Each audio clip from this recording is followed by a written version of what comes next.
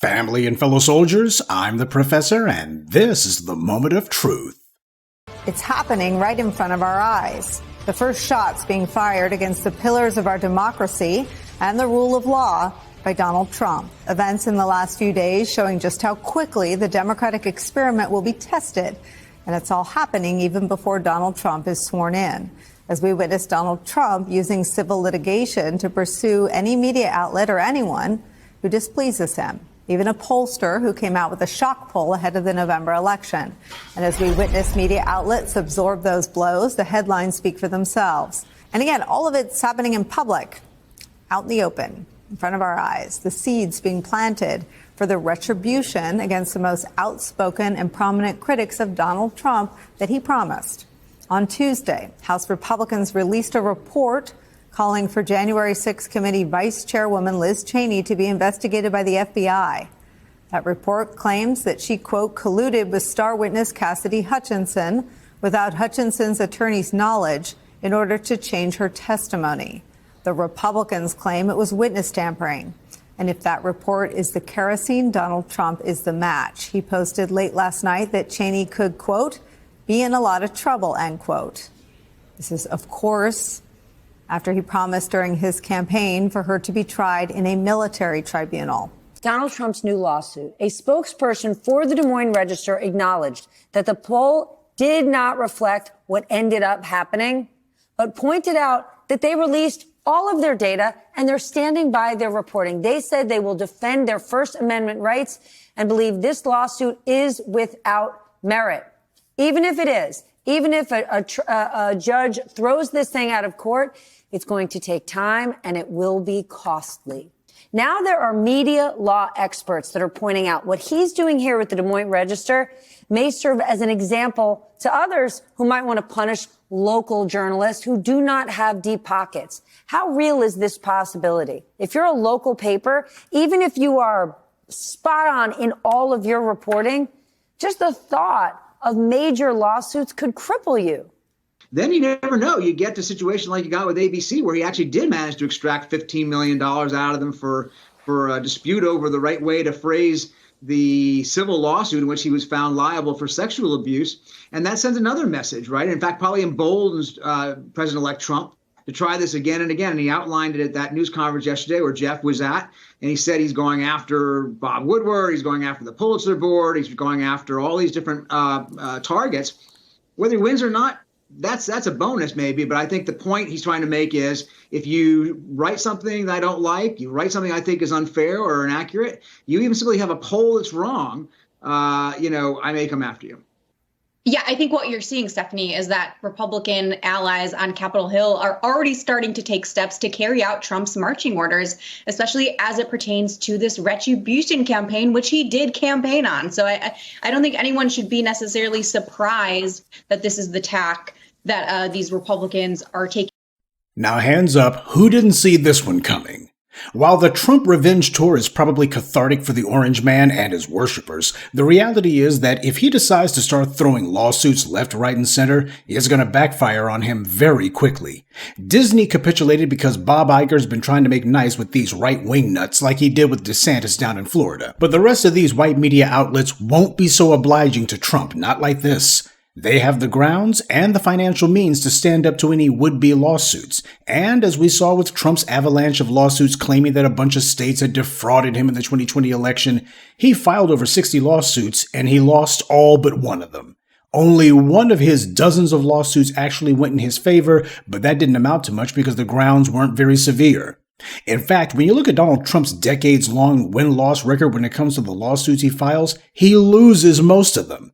He sued everybody from his own niece to Bill Maher of all people. By the way, Bill Maher won that lawsuit. Now, when you get beat in court by a pot-smoking, geriatric, boring, washed-up, wrinkled-up racist, then you know you're filing too many lawsuits. And by the way, notice that my description of Maher also describes Trump as well.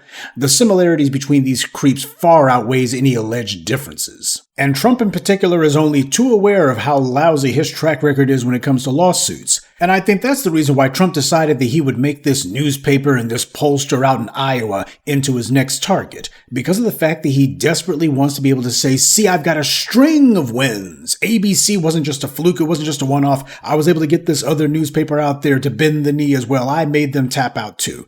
That's what he would like to see happen. The Des Moines Register is smaller than the New York Times or ABC or CNN, and that being the case, they're certainly not as well capitalized. They don't have the huge coffers of a Disney to be able to fight some lawsuit. So as far as Trump's concerned, go ahead and put some pressure on them, and these guys will be looking for a settlement as soon as possible. That way he can say, look, another win, another win.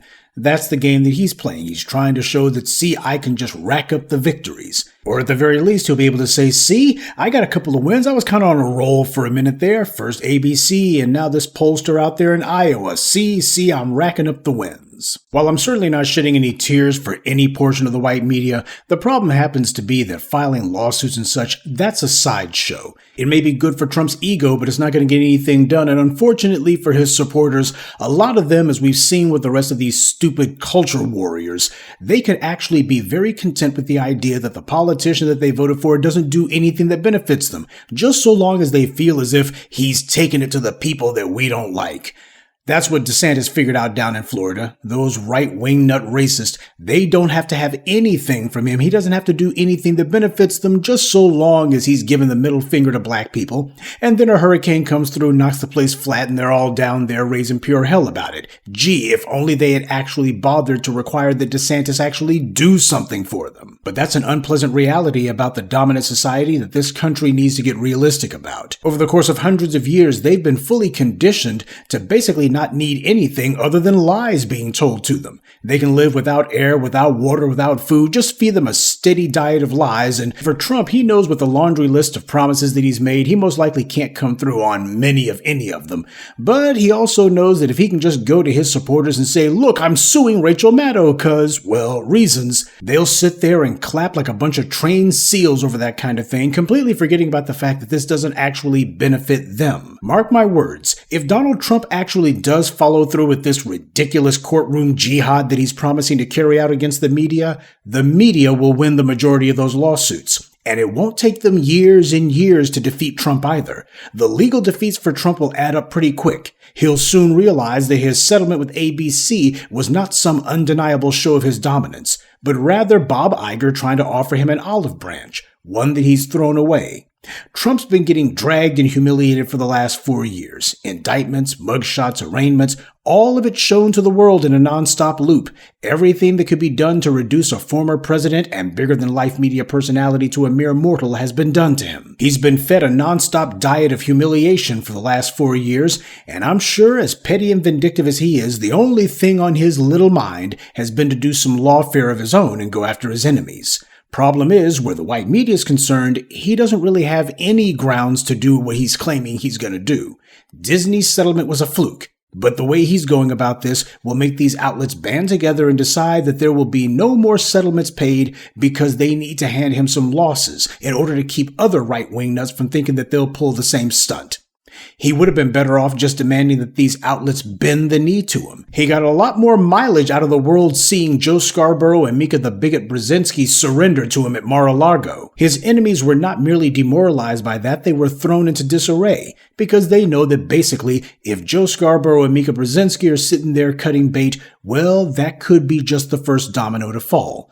But with what Trump's doing, he's messing with people's paychecks. He's messing with their livelihoods. And that being the case, even the people who at this point may be predisposed to decide that they don't necessarily want to oppose the orange man, well, they might feel like they have to do it anyway, out of mere self-preservation if nothing else. While Trump may think that waging some lawfare campaign is cathartic and he's putting his enemies on the receiving end, the problem is that he'll wind up losing most of these efforts. And as he does that, that's going to embolden his opponents. And once he retakes the presidency next month, these lawsuits could wind up being put on hold anyway, since he's no longer Donald Trump, the ex-president and private citizen, but instead he will once again be the current president, and current presidents can't file lawsuits.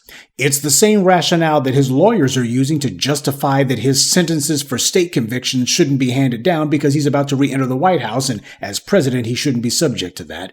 Well, that sword cuts both ways. Spite, vindictiveness, pettiness, mean-spiritedness, these are white power's virtues, and as a prime beneficiary of white privilege, they're Trump's virtues as well. Gratitude, temperance, these things don't matter to him. Fine, he wants to make himself feel good about the last 4 years of constant humiliation he's had to swallow. That's understandable. But this war against the media won't end well for him. Even those on the white right who are pretending to cheerlead for him, like Fox News and One America News and Newsmax and the other frauds, they're almost certainly wishing that he would tone it down. Remember, Fox News was forced to pay $750 million to Dominion Voting Systems for the mountain of deliberate intentional falsehoods they told about their voting machines. And also these other little wannabe Fox News toilets like Newsmax and OAN, they were also forced to eat crow and have to shut their mouths. Now, if Trump is going to make going after media companies fashionable, Fox News knows that their brand of vitriolic faux entertainment would make them prime targets too. And the same goes for Newsmax and OAN. They've all had to face consequences for their own lousy quote-unquote reporting about the 2020 election, and they ought to know that sword cuts both ways. Mike Lindell, the MyPillow guy, was a Trump supporter. He went overboard promoting all kinds of crackpot theories about the 2020 election. He even went so far as to promise $5 million to anyone who could debunk his election data. Well, it turns out some guy did exactly that, and Lindell's been fighting not to have to pay him, but the courts have said you gotta cough up the money. Lawfare is not a one-way street, and the white right's record on these things is far worse than the white left. But these guys have taken so many L's, especially in the last 10 years, they're desperate for a win, so they're acting impulsively. Though there is merit to the argument that Trump's legal tantrums might encourage other rich ne'er-do-wells to try the same kind of tactics, there's no lack of pettiness when it comes to rich people. There's a lot of kooks, weirdos, morons, scumbags, and idiots who would love to get on Fox News or Newsmax and be the heroes of the white right for a news cycle. And as for Trump's talk about expanding the definition of defamation so that it can expand far more broadly, he of all people should think twice about that one, because Trump has talked so much trash about so many people over the years that he would immediately find himself buried under a mountain of lawsuits as opposed to the pile that he has to contend with currently. Now, there's one other thing that needs to be considered here, and it's the reason for this morning's briefing. These people that we see in the Democratic Party and in the white media who are all saying, oh my God, Trump is trying to silence the media just like we knew he would, they all knew that this was coming. They knew what the consequences of a Trump political victory would be. They spent the last 4 years talking about precisely this. They've all talked about this very thing. So they knew that this was coming if they lost this election, and yet they refused to do the one thing that would have kept Trump out of the White House, to give the black community the tangibles and policies that we are owed. So we see that as much as they fear Trump's return to power, as much as they dreaded what they knew the inevitable consequences would be, nonetheless, they still decided there was no way in hell that they were going to do anything even close to listening to the black vote. Ignoring the black vote, trying to marginalize the black vote, that was their number one priority, not defeating Trump. They were far more afraid of having to obey black voters than they were of the orange man. So they asked for this. They wanted it. I don't feel sorry for any of them. They had every opportunity to avoid it, and they deliberately decided to take the one path that would guarantee Trump's return to power. They'll whine and howl and cry like babies, but the reality is, black voters made it clear what they had to do to save themselves. They refused. To them, this was about showing that they cared more about maintaining the racial status quo than they did about preserving themselves. This is their idea of showing strength. We see the same irrational, psychotic delusion by both the white right and the white left. This is why we have to be hard on both parties. No matter what their rhetoric may be, it's their actions that show you what their true policy is. This is why we cannot compromise on our stance with them, and it's why we can't play the game of waiting until next time either. This is the purest example of an existential crisis for the Democrats and their media allies, and yet they preferred being crushed by Trump as opposed to doing right by us. They tried to ignore us, then they deliberately tried to mischaracterize us, then in the end they attempted to phony pander to us, and finally they were scolding and openly insulting us. All this in a war they were losing, and losing badly, and one that they ultimately lost altogether. So their anti-black racism is more important to them than their own survival. Well, far as I'm concerned, let the orange man have his fun kicking them around. After all, they had every opportunity to stop this and they didn't take it. They have no one to blame but themselves. However, this is something that needs to be known for the people who still believe what the white media says and actually bought into the propaganda that these guys are the defenders of truth, free speech, and of course liberal democracy. The white media are not the pillars of democracy. They are certainly not the guardians of truth. These guys are nothing more than mouthpieces for established power. They're owned by huge multi-billion-dollar corporations, many of which have absolutely nothing to do with news whatsoever. That whole shtick about how these guys are the guardians of truth and such, that's propaganda that the white media itself created. And a lot of people buy into it because they believe anything that they're told, if it's in print or if it's being presented to them by somebody on the boob tube. From day one, these white media organizations have used their media monopoly to do nothing other than to attack anybody or any subject that they think is against their interest, anything that gets in the way of their own corporate expediency, and meanwhile they ignore or memory hole anything that's inconvenient for them to mention, anything that might hurt the bottom line. And they all do this. They got a mutual protection racket going. But the reality is, these same white media companies who are sitting here now saying, oh my God, we're under attack, democracy is under attack, as if America's actually had that for a single moment of its existence. These same white media companies during Trump's first term were only too glad to go to his FCC and to be able to finesse all kinds of goodies for themselves because of those right-wing fiscal policies that they were only too glad to take advantage of. And yet, they don't talk about it. Not just as individuals, but as an institution. All of them have this little mutual courtesy going where, well, we did get some things out of the Trump years, but we don't talk about that.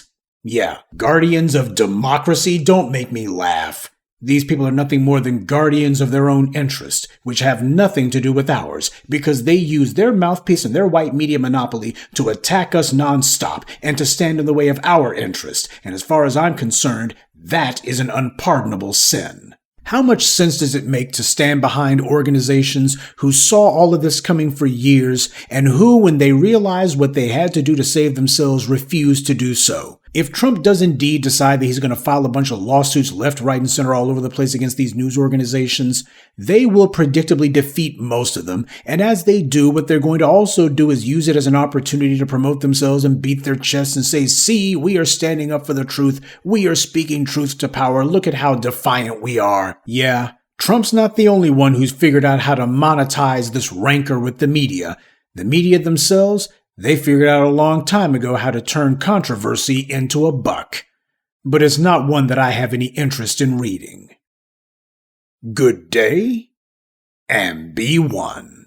I'd like to take a moment to mention some of our contributors.